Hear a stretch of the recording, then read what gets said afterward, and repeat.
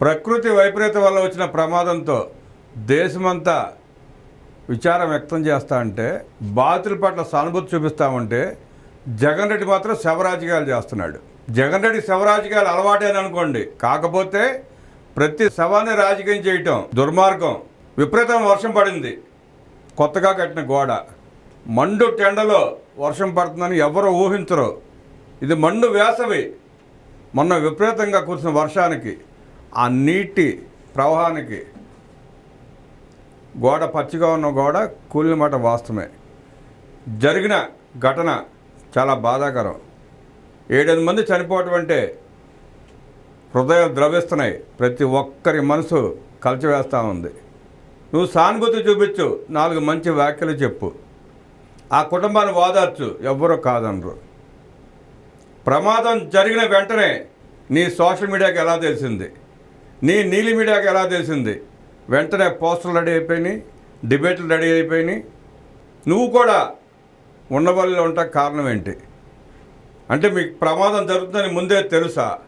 యలహంక ప్యాలెస్లో కూర్చోవలసిన వాడివి నువ్వు తాడేపల్లి ప్యాలెస్లో కూర్చున్నావంటే దాని వెనక మర్మం ఏంటి అని ప్రజలు ప్రశ్నిస్తున్నారు. ప్రజల్లో అనుమానాలు ఉన్నాయి. ఇది కూడా కుట్రలోని భాగమేనా అన్న సందేహాలు కూడా వ్యక్తపరుస్తున్నారు. తిరుపతి తొక్కిసలాట చూసాం. నీ నమ్మిన బంటు, అక్కడ అధికారిగా ఉన్న నీ నమ్మిన బంటు వల్ల జరిగింది ఆ ప్రమాదం. తర్వాత గోవుల మృతి అన్నావు, అది పచ్చి అబద్ధం అని చెప్పి నిరూపించారు స్థానిక నాయకులు. ఇప్పుడు కొత్తగా ఈ నాటకం మొదలుపెట్టారు మీరు. ఈ గోడ కూలటం వెనకాల వైసీపీ కుట్ర ఉందేమోనన్న అనుమానం కూడా లేకపోలేదు ప్రజల్లో. శవ రాజకీయాలకు అలవాటు పడే జగన్మోహన్ రెడ్డి ఇది చెయ్యలేదు అనడానికి కూడా అనుమానం లేదు. చనిపోయిన వ్యక్తుల దగ్గరికి పరామర్శకు వెళ్తే ఎలా వెళ్తారు? బాధతో, నీకు మనసులో బాధ లేకపోయినా కనీసం నటిస్తూ అన్నా వెళ్ళి పలకరించాలి. నవ్వుకుంటూ ఎవరు పరామర్శలకైతే వెళ్ళరు. జగన్మోహన్ రెడ్డి ఎప్పుడు ఎక్కడ పరామర్శకు వెళ్ళా నవ్వుకుంటూనే వెళ్తాడు. అదేం ఆనందం అర్థం కాదు, తెలియదు. ఇవాళ కూడా సింహాచలం ఘటనలో మృతి చెందిన కుటుంబం దగ్గరికి నవ్వుకుంటూనే వెళ్ళాడు. ఆ దృశ్యాన్ని ఒకసారి కనులారా చూద్దాం.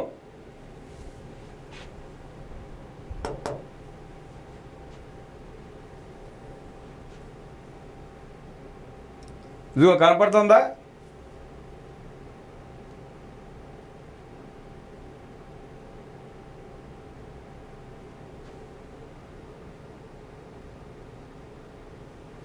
అసలు అంత బాధలో నవ్వు ఎట్లా వస్తుందో అర్థం కాదు ఎవరికి.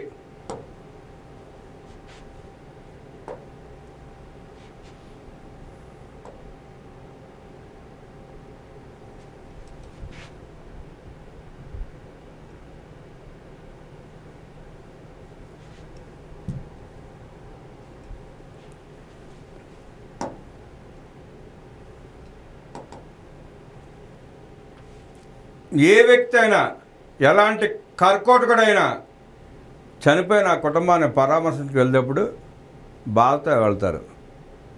ఆ నవ్వుతో ఎలా వెళ్ళగలుగుతున్నావు జగన్ రెడ్డి అని చెప్పి అక్కడ చూసిన ప్రజలు, వచ్చిన ప్రజలు ఆశ్చర్యం వ్యక్తం చేస్తూ బాధపడుతున్నారు. ఇక తమరి పాలనలో 2019-2024 మధ్యన ఎంతోమంది చనిపోయారు. ఎవరి మొహాన చూసిన పాపాన పోలేదు జగన్ రెడ్డి. జగన్మోహన్ రెడ్డి ప్రియ శిష్యుడు ఎమ్మెల్సీ అనంతబాబు తన డ్రైవర్ని చంపి డోర్ డెలివరీ ఇస్తే కనీసం మాట కూడా మాట్లాడలేదు. ఒక ట్వీట్ చేయలేదు, ఒక పోస్టర్ వేయలేదు, అధికారికంగా ఒక ప్రకటన చేయలేదు, ఖండించలేదు, తన పేపర్లో ఎక్కడ రాయలేదు, తన కూలి నీలి మీడియాలో కూడా వార్త రాలేదు. ఆ రోజు నువ్వు ఎందుకు పలకరించలేదు జగన్ రెడ్డి? ఎందుకు పలకరించలేదు? డాక్టర్ సుధాకర్ని మాస్క్ అడిగిన పాపానికి వెంటాడి ఎలా మానసికంగా వేధించి చంపావో అందరికీ తెలుసు. ఆ రోజు కూడా నువ్వు కానీ, నీ పేపర్ కానీ, నీ కూలి మీడియా కానీ, నీ పేటీఎం గార్డు కానీ ఒక్క ట్వీట్ వేయలేదు, ఒక పోస్టర్ వేయలేదు. ఎందుకు వేయలేదు? తిరుపతిలో ఆక్సిజన్ అందక కరోనాతో పోరాడుతున్న జగన్ రెడ్డి అంటూ గప్పాలు కొట్టుకున్న నీ నీలి కూలి మీడియా పేటీఎం గార్డు ఆక్సిజన్ అందక చనిపోయినప్పుడు ఎందుకు మాట్లాడలేదు? ఎందుకు పోస్టర్లు వేయలేదు? ఎందుకు ట్వీట్లు వేయలేదు జగన్ రెడ్డి అని ప్రశ్నిస్తున్నారు ప్రజలు. కచ్లూరు బోటు ప్రమాదంలో శవాలు కూడా దొరకకుండా మాయమైపోతే గప్పు చిప్పున గమ్మున తాడేపల్లి ప్యాలెస్లో కూర్చున్నావు. కనీసం ఒక ట్వీట్ వేయలేదు కదా, పలకరించే పాపాలు కూడా పోలేదు నువ్వు. కొన్ని శవాలు ఏమైనా కూడా తెలియదు, ఎంతవరకు దొరకడం దొరకలా. ఆ రోజు మీరు ఎందుకు స్పందించలేదు? ఎందుకు వార్త రాయలేదు? ఎందుకు ట్వీట్లు వేయలేదు? ఎందుకు పోస్టర్లు వేయలేదు? విశాఖపట్నంలో క్రేన్ ప్రమాదంలో 11 మంది చనిపోతే ఏం చేసావు నువ్వు? కనీసం ఒక స్టేట్మెంట్ ఇచ్చావా? ప్యాలెస్లో కూర్చున్న మీటింగ్ పెట్టావా? ఎందుకు స్పందించలే ఆ రోజు? దరిద్రపు పాదం, ఐరన్ లెగ్ అంటే ఎవరిదో ఒకసారి చూద్దాం. ఇవాళ శవరాజకీయాలు చేస్తూ రాష్ట్రంలో అశాంతి నెలకొల్పాలని ప్రయత్నిస్తూ బయలుదేరాడు. మరి జగన్మోహన్ రెడ్డి 5 ఏళ్ల పాలనలో చనిపోయిన బాధిత కుటుంబం ఎందుకు పరామర్శించలేదు? ఎందుకు అండగా వారికి నిలబడలేదు? ఎందుకు ఓదార్చలేదు? ఇవాళ కుటుంబ ప్రభుత్వం 10 నెలల్లో అద్భుతంగా అభివృద్ధి కార్యక్రమాలు చేస్తూ ఉంటే 2 రోజుల్లో ప్రధానమంత్రి గారు అమరావతి పునఃప్రారంభానికి సిద్ధమవుతూ ఉంటే, పోలవరం వడివడిగా అడుగులు వేస్తూ ఉంటే, ఉత్తరాంధ్ర అభివృద్ధి పదంలో ముందుకు దూసుకుపోతూ ఉంటే, రాయలసీమ ఇండస్ట్రీస్తో కళకళలాడుతూ ఉంటే, నీకు కళ్ళు కుట్టి మీ కుళ్ళు బుద్ధిని బయట పెట్టుకుంటూ ప్రకృతి వైపరీత్యం వల్ల జరిగిన సంఘటన అవకాశంగా తీసుకుని ప్రజల్లో అశాంతిని రేకెత్తించి శవ రాజకీయాలు చేయడానికి ప్రయత్నిస్తాం. యావత్ సమాజం సిగ్గుపడుతుంది. జగన్ రెడ్డి రా, నీ హయాంలో ఒకసారి ఏం జరిగిందో చూద్దాం. కచ్లూరు బోటు ప్రమాదం 47 మంది మృతి చెందితే ఏం చేశావు నువ్వు ఆ రోజున? ఆ రోజు నువ్వు ఎందుకు ఆ కుటుంబాలకు అండగా నిలబడలేకపోయావు?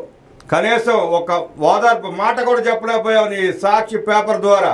అన్నమయ్య డ్యామ్ నీ వైఎస్ఆర్ కాంగ్రెస్ పార్టీ నాయకులు అక్రమంగా ఇసుక తోలుకు వెళ్ళిపోతే ఆ వచ్చిన వరదలకు తట్టుకోలేక గేట్లు కొట్టుకుపోయినాయి.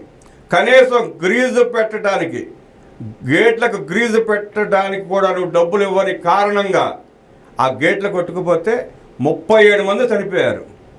నువ్వు ఆ కుటుంబాలకు ఏం చేసావు? ఓదార్చావా? వాళ్ళకి ఏమైనా ప్రకటించావా? వాళ్ళకి అండగా నిలబడ్డావా? ఎందుకు నిలబడలేకపోయావు? విశాఖలో ఎల్జీ పాలిమర్స్ 12 మంది మృతి చెందారు. 12 మంది మృతి చెందితే నాటకాలు ఆడావు. ఓదార్చడానికి ఆ కుటుంబాల దగ్గరికి వెళ్లకుండా ఎయిర్పోర్ట్లో కూర్చుని యాజమాన్యంతో లాలూచీపడి పై ప్రకటనలు చేసి ఒక్క పైసా ఇచ్చే వాళ్ళకి జగన్ రెడ్డి ఆ రోజు ఎందుకు ఇవ్వలేకపోయావు నువ్వు ప్రకటించిన డబ్బులు? రుయా ఆసుపత్రిలో ఆక్సిజన్ అందక 11 మంది మృతి. పక్కన నీ ఎమ్మెల్యే ఇంటి ముందు ఆక్సిజన్ సిలిండర్ లారీలో స్టాక్ పెట్టుకున్నాడు. అక్కడ రుయా ఆసుపత్రిలో కరోనా సమయంలో ఆ పేషెంట్లకి ఆక్సిజన్ అందక 11 మంది చనిపోతే కనీసం స్పందించిన నువ్వు ఇవాళ మాట్లాడుతూ ఉంటే సమాజం సిగ్గుతో తలదించుకుంటుంది. జగన్ రెడ్డి విశాఖపట్నంలో క్రేన్ కుప్పకూలి 11 మంది మృతి చెందారు. ఆ రోజు నువ్వు కానీ నీ పార్టీ నాయకులు కానీ నీ నీలి కూలి మీడియా కానీ స్పందించలా. ఇవాళ నీ వెనకాల వచ్చారే బొత్స సత్యనారాయణ, మాజీ ఎగ్ మంత్రి గుడివాడ, ఎవరు నోరెత్తి మాట్లాడలా. ఇవాళ ఊరేగింపుగా వచ్చి ఏదో హడావడి చేసి రాజకీయం చేసే ప్రయత్నం చేస్తున్నారు మీరు. బెజవాడ కోవిడ్ కేర్ సెంటర్లో అగ్ని ప్రమాదం జరిగి 10 మంది మృతి చెందారు. ఆ కుటుంబాలకు నువ్వు అండగా నిలబడ్డావా? వాళ్ళ గురించి మీరు మాట్లాడారా? ట్వీట్లు వేశారా? పోస్టర్లు వేశారా? నీ నీలి కూలి మీడియాలో వార్త రాశారా? ఎందుకు రాయలేదు?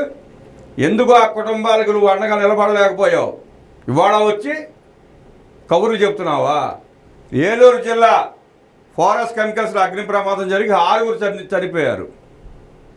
6 మృతి చెందితే నీ దగ్గర ఉలుకోలేదు, పలుకోలేదు. నీ దండుపాలెం బ్యాచ్ నుంచి ఒక్కడ మాట్లాడలా. ఇవాళ ఉదయం నుండి అదే పని, ట్వీట్లు ప్రెస్ మీట్లు. ప్రకాశం జిల్లా పామూరులో చీప్ లిక్కర్ అనుకుని శానిటైజర్ తాగి 13 మంది మృతి చెందారు. నీ అక్రమ సంపాదన కోసం, నీ బొక్కసు నింపుకోవడానికి లక్షల కోట్ల రూపాయలు లిక్కర్ స్కామ్ చేసిన నువ్వు వాళ్ళు కూడా శానిటైజర్ని చీప్ లిక్కర్లను తాగి 13 మంది చనిపోతే ఒక్క మాట మాట్లాడలేకపోయావు నువ్వు. కుటుంబాలకు భరోసా కల్పించలేకపోయావు.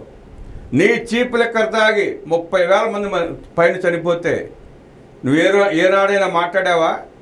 ఏనాడైనా ఖండించావా? ఏనాడైనా ఆ కుటుంబాలకు అండగా నిలబడ్డావా? 30,000 మంది పైగా చనిపోతే నీ నీలి కూలి మీడియా ఎప్పుడన్నా రాసిందా? పోస్టర్లు వేశారా? మీరు ట్వీట్లు వేశారా? ఆ 30,000 మంది కుటుంబాలు రోడ్డున పడి శాపనార్థాలు పెట్టడం వల్లే మీ పార్టీ 11కు పరిమితమైంది. వేల మంది నీ లిక్కర్ దాస్తికం మూలంగా కాళ్ళు చచ్చుబడిపోయి, లివర్లు పాడైపోయి, కిడ్నీలు పాడైపోయి మంచాల నుంచి లేవలేని పరిస్థితుల్లో కొట్టుమిట్టాడుతున్నారు. ఆ ఉసురు, ఆ పాపం తగిలే మీకు ఇవాళ ఈ పరిస్థితి వచ్చింది. జంగారెడ్డిగూడెంలో నాటుసారా తాగి 46 మంది చనిపోయారు. నిర్దాక్షిణ్యంగా మీ వైసీపీ నాయకుల వల్ల, వాళ్ళు తయారు చేసిన దొంగసారా వల్ల 46 మంది చనిపోతే కనీసం స్పందించలేదు. నువ్వు స్పందన లేదు మీ నాయకుల దగ్గర నుంచి. ఆ కుటుంబాలకు అండగా నిలబడిన పరిస్థితి కనపడలేదు. అలాంటి మీరు, మీ రాక్షస మోక ఇవాళ ప్రకృతి వల్ల జరగరాని సంఘటన జరిగితే దాన్ని రాజకీయం చేస్తూ లబ్ధి పొందే ప్రయత్నం చేస్తున్నావా? సిగ్గు లేకుండా ఇవాళ చెప్పు. వీటన్నిటికి సమాధానం చెప్పాల్సిన బాధ్యత నీదే, నీ పార్టీ నాయకులదే, నీ నీలి కూలి మీడియాదే. నీకు శవం కనపడితే పండగ చేసుకుంటామన్న సంగతి రాష్ట్రం అంతా తెలుసు. నీ రాజకీయ జీవితం ఆరంభమైందే శవ రాజకీయాలతో. శవం కనపడకపోతే రాజకీయం చేయలేని జగన్ రెడ్డి రాజకీయాలకు కూడా అర్హుడు కాదు. నవ్యాంధ్రప్రదేశ్ అభివృద్ధి చెందుతూ ఉంటే, అమరావతి పునఃప్రారంభం అవుతూ ఉంటే, రాష్ట్రం కళకళలాడుతూ ఉంటే, కళ్ళలో నిప్పులు పోసుకుని కడుపు మంటతో దుగ్ధతో నువ్వు వ్యవహరిస్తున్న తీరుని రాష్ట్రం అంతా చూస్తూ ఉంది. కనీసం నువ్వు పర్యటనకు వస్తే 1000 మంది కార్యకర్తలు కూడా రాని స్థితిలో నువ్వు ఉన్నావు జగన్ రెడ్డి. వాస్తవాలు తెలుసుకో. నీ చుట్టూ ఉన్న సెక్యూరిటీ నీ నాయకులు తెచ్చిన ఆ 100-200 మంది తప్ప నీ సొంత పార్టీ కార్యకర్తలు వచ్చారో లేదో కూడా చూసుకునే సాహసం నువ్వు చేయలేకపోతున్నావు. తిరుపతిలో 6 చనిపోయినా, సింహాచలంలో 8 మంది చనిపోయినా అన్నిటికి కారణం వైఎస్ఆర్ కాంగ్రెస్ పార్టీ మాత్రమే. మీ కుళ్ళు రాజకీయాల వల్ల జరిగిన కుట్రలు ఇవన్నీ అని ప్రజలు అనుకుంటున్నారు. నువ్వెన్ని అసత్య ఆరోపణలు చేసినా, అబద్ధాలు చెప్పినా నమ్మే పరిస్థితిలో ప్రజలు లేరు.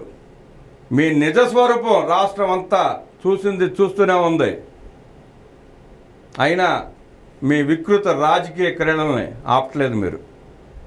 ఓ పక్క కేసులు తరుముకు వస్తూ ఉంటే, వెనక పడతా ఉంటే, ఒక్కొక్కడు జైళ్ళు పాలవుతూ ఉంటే, ఆఖరికి నువ్వు కూడా అరెస్ట్ అయ్యే పరిస్థితికి దగ్గరికి వెళ్తున్నావు అన్న సంగతి నీకు తెలిసే ఏదో ఇంకా ప్రజలను ఏమార్చి, ప్రజలను మోసం చేసి రాజకీయ లబ్ధి పొంది తద్వారా శిక్ష నుంచి తప్పించుకోవచ్చు అనుకుంటున్నావేమో.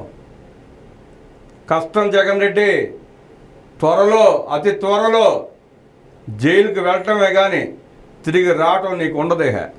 అన్ని లక్షల కోట్ల దోసుకున్న నిన్ను కూడా వ్యవస్థను వదిలిపెడితే ఈ దేశం ఇంకా అభివృద్ధి అనేది చూడదు. ఈ దేశంలో ఉన్న మంచి వ్యక్తులకి, మంచి వ్యవస్థలకి విలువ ఉండదు. మాను, ఇకలన్నా శవరాజకీయాలు చేయటం మాను. చేసిన తప్పులు ఒప్పుకొని ప్రజల క్షమాపణ కోరి శిక్ష తగ్గించుకునే ప్రయత్నం చేయి. నువ్వు దోసుకున్న లక్షల కోట్లు తిరిగి రాష్ట్రానికి జమ చేయి, రాష్ట్ర ప్రజలకు ఇచ్చేయి, పాప ప్రక్షాళన చేసుకో.